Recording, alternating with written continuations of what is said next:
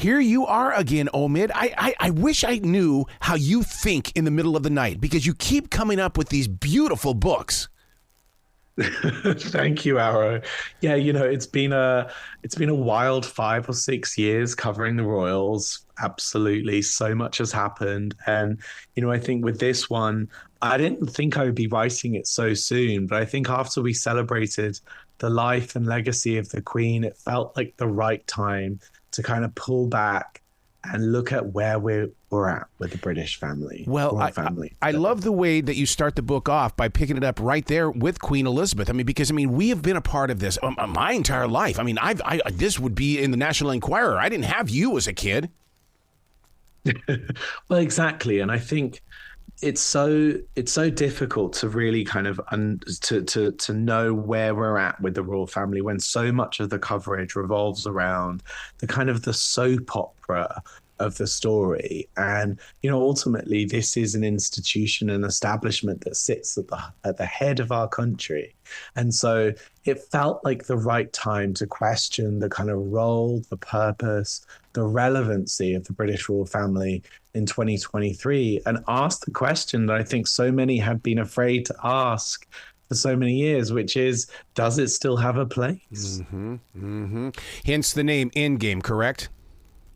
Correct. And listen, this isn't me saying or declaring the end, but I do feel we've reached a kind of point in the road where the end of the royal family as we know it is certainly a risk. And you only need to look at European monarchies of the past to see that one of those turns in the road takes you to complete irrelevancy. It turns you into a tourist attraction.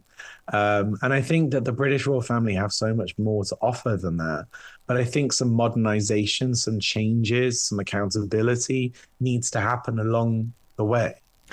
And yet, Omid, I was the guy that was so glued to that television set when he became King Charles. I cried like a baby. I'm an American, and it's like, this has nothing to do with me, but oh my God, this is happening in my time. Well, I think, listen, I felt I got the goosebumps. I was there covering the coronation in London, and it's hard not to be swept up in the pageantry, the kind of the theatrics of it all. And it was a kind of theatrical production. It was a fantastic soundtrack. The Royals really know how to put on a big ticket show. But at the same time, one has to also look at what goes on in between those, what goes on behind the palace walls. And I think that for so many years with the Queen, she was almost like this kind of like ring of protection around the royal family. The mystique and mystery that she brought to the institution protected so many others within it.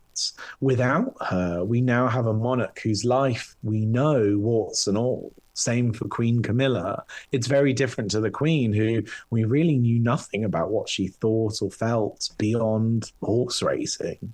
Yeah, see, I thought for sure that they would become more brilliant with their speaking. But it seems like they've retreated a little bit, and because or is it that they're hidden behind this drama between William and Harry? Yeah, I think. Listen, it's certainly in Charles's for Charles.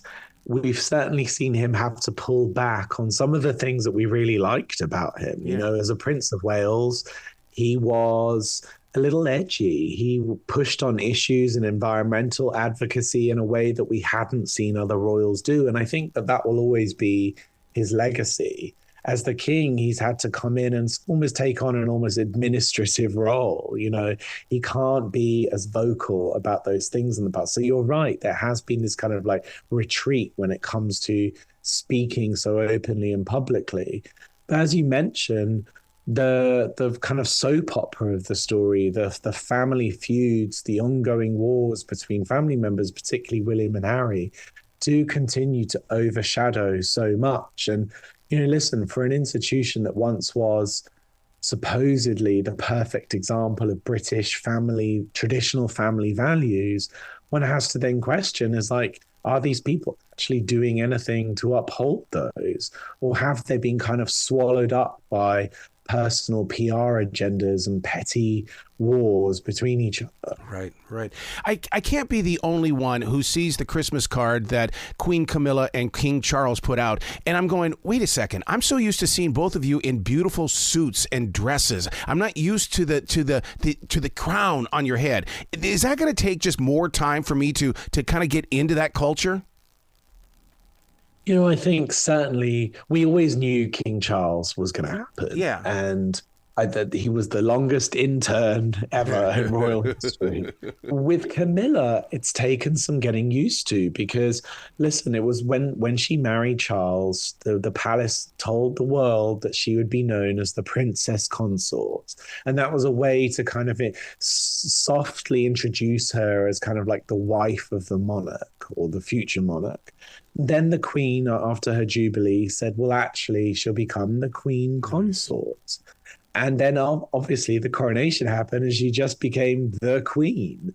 And I think for many people, whilst we certainly are used to her now being on the throne, I don't know if the public or the nation have truly universally accepted her in that role. And so, if anything, she's been under the most pressure. And I think it's been good for her because we have seen her do the work.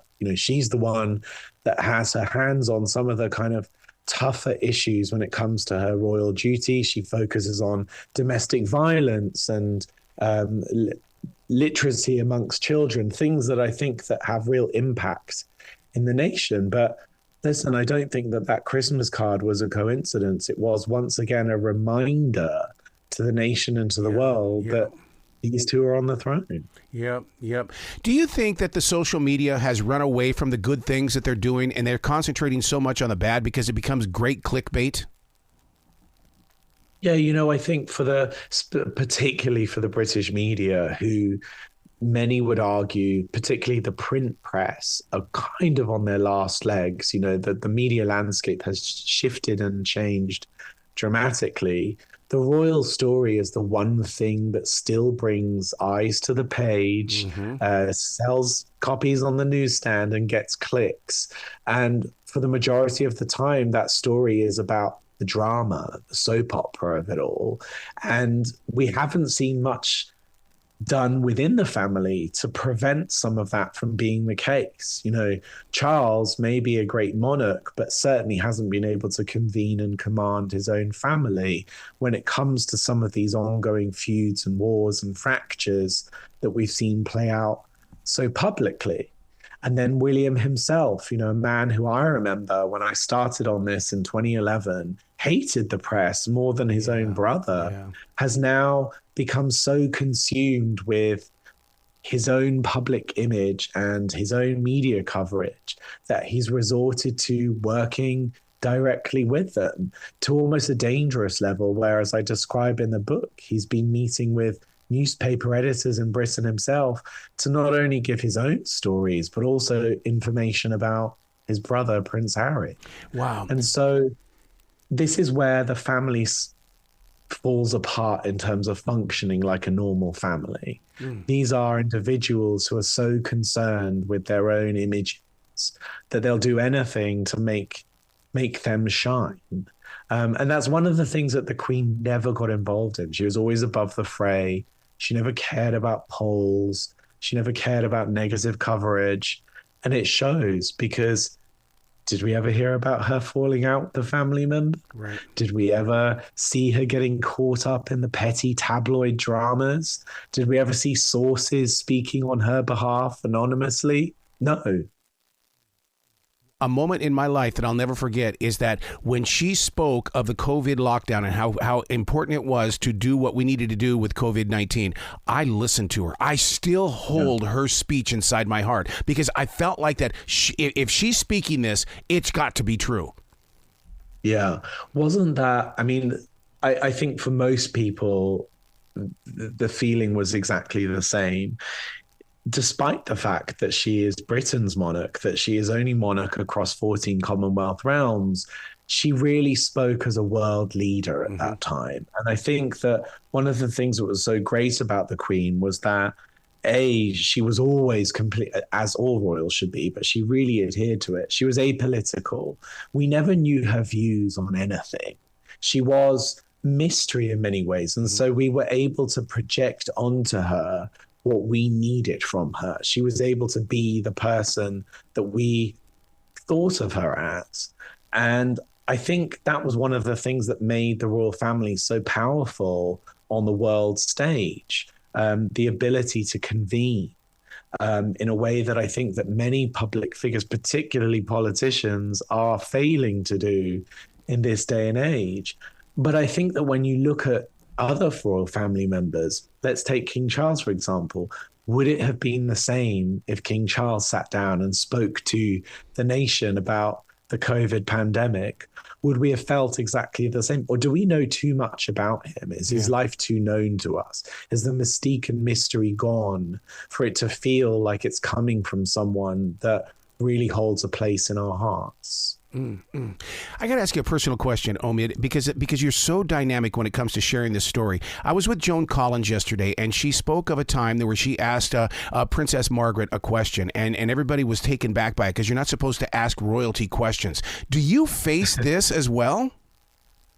I mean, I am no different to Joan in that respect. I will ask as many questions as I can when I'm presented with a member of the royal family. And listen, as I talk about in the book, there have been many times over the years where we have private drinks receptions with the royals, where we have kind of off the record meetings with them. And, you know, this is all part of that kind of dance between the media and the royal family. It's kind of, we do what we can to maintain that access, and they do what they can to keep that relationship cozy. But yeah, absolutely. I remember having a really striking conversation with Prince William, actually, when he was still working as an air ambulance pilot. And we were talking about mental health. And this was just when he was starting to get interested in the subject. And I said that I asked him, had the job affected his own mental health? And he spoke about coming home after a long shift.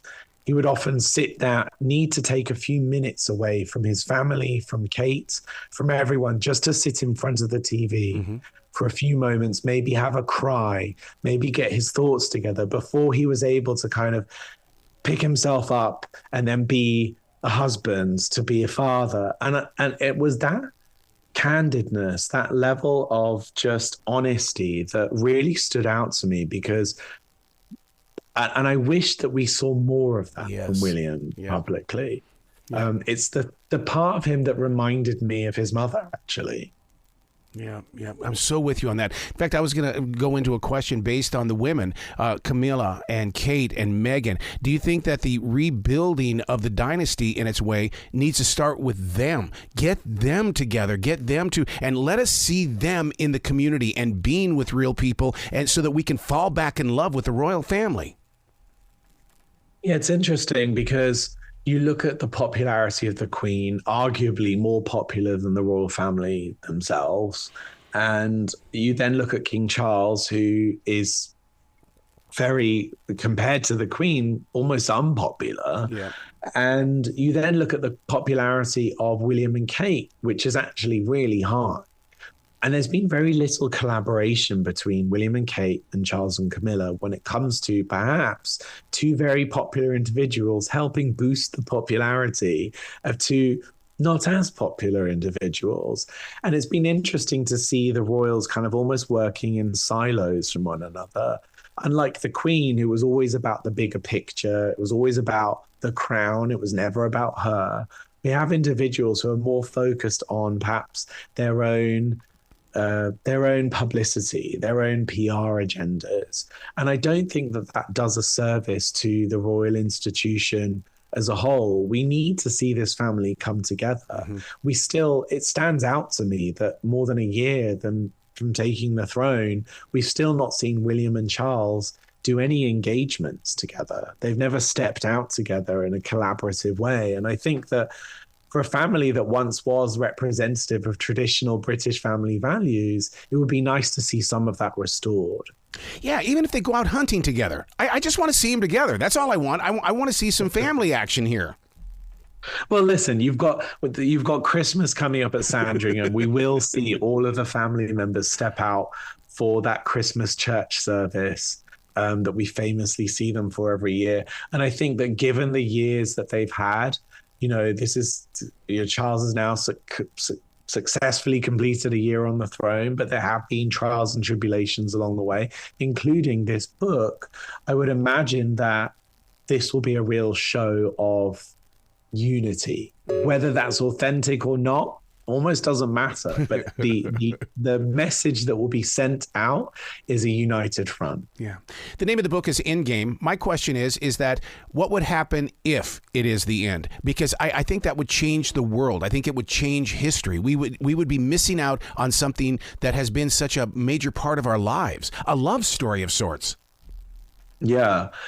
People questioned the name of this book. I think a lot of people thought I was declaring the end of the royal family.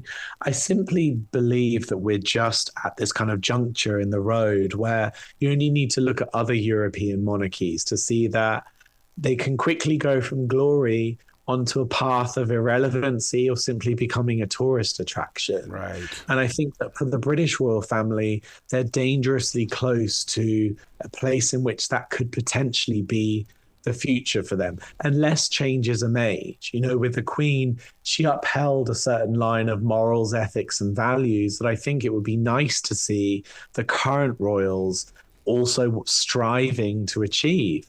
But instead, when we look at the way Harry and Meghan were treated and pushed out, we look at the actions of Prince Andrew, we look at the kind of warts and all life that we know of Charles and Camilla, I don't see those same things represented that we celebrated in the Queen. And for our current monarch and his wife to be the head of the Church of England is incredibly important to at least be able to represent it on that level. So I think it's fair to at least ask these questions. I know in the UK, this book has been particularly divisive. It's been polarizing.